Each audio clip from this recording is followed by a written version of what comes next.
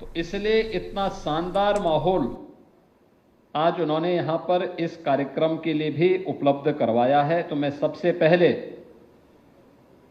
इंदिरा गांधी प्रतिष्ठान, जो प्रदेश की राजधानी का सर्वाधिक सार्वजनिक कार्यक्रमों का एक केंद्र बिंदु है, उसमें जुपिटर, मार्स और मरकरी के साथ ही अन्य सभागारों के पुनर्विकास के लिए, सुंदरीकरण की इस योजना के लिए हृदय से धन्यवाद देते हुए इस पूरे कार्यक्रम के लिए उनको बधाई देता हूं। और ये परिवहन विभाग पहला कार्यक्रम है जो इस आयोजन का हिस्सा बन रहा है। यानी जुपिटर हॉल के पुनरुद्धार और पुनर्विकास कार्यक्रम के बाद आज ये पहला अवसर है जब परिवहन विभाग का एक कार्यक्रम यहां पर हो रहा है, क्योंकि कार्यक्रम का शुभारंभ करने के लिए, कार्यक्रम तो 11 बजे से मुझे बताया गया था, तो मैं मानता था कि मंत्री जी आपके 12 बजे तक पहुंचेंगे तो मैं भी पहुंच जाऊंगा, लेकिन मैं मीटिंग में ही था, मुझे 10 ही बजे बताया गया कि मंत्री जी पहुंच गए हैं। वे रात्रि में भी 12 बजे तक यहां थे और हम लोग 11 बजे, अब मेरा एक भाषण भी प्रारंभ हो चुका है। परिवहन निगम सफलतापूर्वक अपनी सेवाएं प्रदान कर रहा है। उसके चैलेंजेस भी हैं। इतनी विशाल आबादी के लिए सुविधा देना, और खासतौर पर अभी हाल ही में रक्षाबंधन के अवसर पर 3 दिनों तक लगातार बस सेवा, और वह भी बहनों को फ्री में बस सेवा को जो सुविधा आपने उपलब्ध करवाई वह और भी शानदार थी। यद्यपि उसका प्रचार प्रसार विभाग नहीं कर पाया, कितनी बहनों ने यात्रा की इसके बारे में बहुत बता नहीं पाया। अगर उसका भी हाईलाइट करते तो लोगों के मन में एक और प्रचार का आपको आधार बनता, आपको एक अवसर था। लेकिन आज इतनी अधिक सेवाएं और इतना विस्तार, ये आज की आवश्यकता है, लेकिन भविष्य की चुनौतियां भी हम सबको आगाह कर रही हैं। याद रखना, कोई भी व्यक्ति हो या समाज, गांव हो या शहर, जिला हो, राज्य हो या देश, अगर वह समय की गति से पिछड़ जाता है तो हमेशा के लिए पिछड़ जाता है। अगर वह समय की गति से 2 कदम आगे चलने की सामर्थ्य रखता है तो वही प्रगति के पथ पर आगे बढ़ करके अपना विजयश्री का झंडा गाड़ता है। और उस विजयश्री की, प्रगति की यात्रा में विजयश्री का झंडा गाड़ने के लिए हम भी विकसित भारत की इस परिकल्पना के सारथी बनेंगे। परिवहन विभाग के सामने पब्लिक ट्रांसपोर्ट की, सार्वजनिक क्षेत्र से जुड़ी हुई पब्लिक ट्रांसपोर्ट की इन सेवाओं को 3 प्रकार की उन योजनाओं के साथ हमारा शॉर्ट टर्म प्लानिंग हमारी क्या होगी, लघु अवधि की प्लानिंग क्या होगी अगले 3 साल के अंदर, अगले 10 वर्ष के अंदर, और अगले 22 वर्ष के अंदर हमें क्या कुछ अचीव करना है पब्लिक ट्रांसपोर्ट के क्षेत्र में। और जहां पर संभावनाएं हैं वहां पर आप आसानी से इसे अचीव भी कर सकते हैं। आसानी से, थोड़ा सा प्रयास, ये फाइल को लटकाने की आदत बंद करनी पड़ेगी। जन सुनवाई को तेजी के साथ आगे बढ़ाना पड़ेगा। विभाग में टीम वर्क को और सशक्त बनाना पड़ेगा, तो परिणाम आने में देर नहीं लगेगी, कोई देर नहीं लगेगी। और परिवहन विभाग ने करके दिखाया है। 2019 में प्रयागराज कुंभ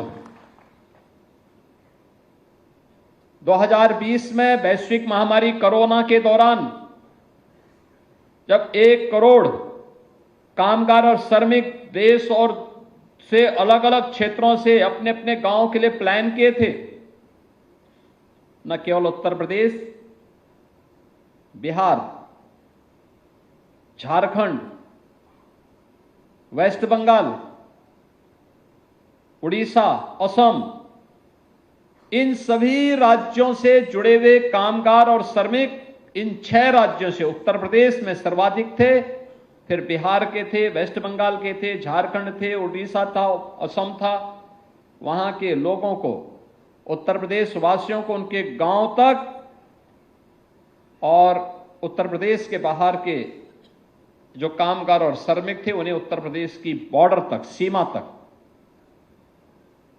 उत्तराखंड के प्रवासियों को हम लोगों ने उत्तराखंड के अंदर, जहां वहां की सरकार ने मांग की थी, देहरादून, हल्द्वानी और अन्य स्थलों पर, हरिद्वार तक पहुंचाने का मैं योगदान दिया था।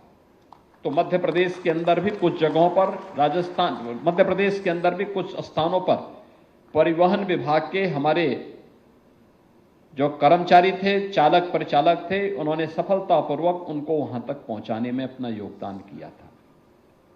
और अभी हाल ही में आपने देखा होगा, इसी वर्ष के प्रारंभ में दुनिया का सबसे बड़ा धार्मिक आध्यात्मिक आयोजन प्रयागराज महाकुंभ, कितना भीड़ था, 66 करोड़ लोग 45 दिन के आयोजन में आए थे और 45 दिन के इस आयोजन का हिस्सा बने थे। सर्वाधिक लोग आ रहे थे बसेस से, अपने अपने वाहन से आ रहे थे, बसेस से आ रहे थे। परिवहन निगम भी लगातार काम कर रहा था, लेकिन जब रेलवे स्टेशन पर अचानक भीड़ होती थी तो रेलवे स्टेशन से उन्हें प्रयागराज से बाहर तक पहुंचाने के लिए परिवहन निगम का बेड़ा हमेशा सतर्क रहता था, कार्य करता था, मशीन के साथ लगा रहता था। और इसीलिए परिवहन विभाग को हम लोगों ने हमेशा इस बारे में माना है कि परिवहन विभाग हमेशा प्रदेश के अंदर यह समय का साथी है। जब कोई आवश्यकता पड़ती है, उस समय आवश्यकता के अनुरूप अपनी सेवा देने के लिए तत्पर दिखाई देता है। और इसलिए राज्य सरकार ने समय समय पर परिवहन विभाग के पुनर्विकास के लिए, उनके पुनरुद्धार के लिए अपनी योजनाओं को खुले और मुक्त हस्त से उन्हें सपोर्ट भी किया है। आज उन्हीं सेवाओं को और बेहतर बनाने के लिए बहुत सारे कार्यक्रम यहां पर प्रारंभ किए गए हैं, जिसमें जन सेवा केंद्रों के माध्यम से परिवहन सेवाओं को उपलब्ध कराने के कार्य का शुभारंभ भी हुआ है और परिवहन विभाग के माध्यम से सीएससी के साथ एमओयू भी हुआ है। यानी एक कॉमन सर्विस सेंटर के माध्यम से भी आम जन को उसकी सुविधा उपलब्ध हो सके, वह अपनी जरूरत के हिसाब से परिवहन विभाग से जुड़ी हुई सेवाओं का उपयोग कर सके। आज ये एमओयू यहां पर संपन्न किया गया है। आईआईटी खड़गपुर और परिवहन विभाग के बीच में एमओयू, यह इस विभाग में तकनीक का उपयोग करते हुए सड़क सुरक्षा के मानकों को कैसे हम आज नेशनल एवरेज से भी अच्छा करने में सफल हों, जो हमारे लिए एक चुनौती बनी हुई है, उसका भी एक एमओयू यहां पर संपन्न हुआ है। इंटरनेशनल ड्राइविंग परमिट की एक नई बुकलेट का भी विमोचन हुआ है और सरल परिवहन हेल्पलाइन का भी 149 की हेल्पलाइन भी जारी हुई है। 149 की हेल्पलाइन एक सामान्य पैसेंजर के लिए बहुत महत्वपूर्ण है, क्योंकि जब आपने डिजिटल बस ट्रैकिंग ऐप का शुभारंभ कर दिया है, तो ये ऐप के साथ साथ हेल्पलाइन एक सामान्य नागरिक को अत्यंत मदद करेगा अपने परिजन के बारे में, अपने नातेदार रिश्तेदार के बारे में कि वह व्यक्ति कहां पर पहुंचा है, कहां पे व्यवस्था है, क्या सुविधाएं हैं। आज यहां पे इसके साथ ही पीपीपी मोड के अंतर्गत जो हम लोगों ने बस स्टेशनों को यहां पर प्रदेश के अंदर बनाया है, उनका उद्घाटन और शिलान्यास का कार्यक्रम भी हो रहा है, जो 82 करोड़ रुपए की लागत से हैं। और पीपीपी मोड पर विकसित किए जाने वाले जो बस स्टेशन हैं, 23 बस स्टेशन हम लोग ने अब तक इसके कैबिनेट से दिया है, जिसमें से 7 का शिलान्यास हो रहा है, लेकिन शेष 16 भी तत्काल तैयार हो जाएं। इसके साथ ही हर जनपद में जाना है तो 54 ऐसे अन्य बस स्टेशन भी पर मोड पर हमें वर्ल्ड क्लास इंफ्रास्ट्रक्चर विकसित करना है। एक छत के नीचे बस स्टेशन भी होगा, रेस्टोरेंट भी होगा, यात्री चालक परिचालक की सुविधा, उनके लिए भी फैसिलिटेशन सेंटर होगा, तो वहां पर होटल आदि की सुविधा भी हो। कोई पैसेंजर आया है, उसको ठहरना है, उसकी सुविधा हो, पार्किंग की उचित व्यवस्था भी हो। ये सभी चीजें हमें इसके माध्यम से विकसित करनी होंगी। एडीटीसी के 4 नवीन केंद्रों के प्रमाण पत्र भी यहां पर आज जारी किए गए हैं। आरबीएसएफ के 4 नवीनतम केंद्रों के भी प्रमाण पत्र आज यहां पर जारी किए गए हैं और 4 नवीनतम ऑटोमेटेड टेस्टिंग सेंटर के निवेशकों को भी प्रमाण पत्र वितरित किए गए हैं। जन सेवा केंद्रों के माध्यम से परिवहन सेवाएं उपलब्ध कराने के विषय में भी यहां पे प्रमाण पत्र दिए गए हैं और राष्ट्रीय ग्रामीण आजीविका मिशन के अंतर्गत महिला स्वयंसेवी समूह को से जुड़े हुए 3 महिलाओं को भी जो योग्य थी, दक्ष थी, उन्हें नियुक्ति पत्र भी यहां पर वितरित किया गया है।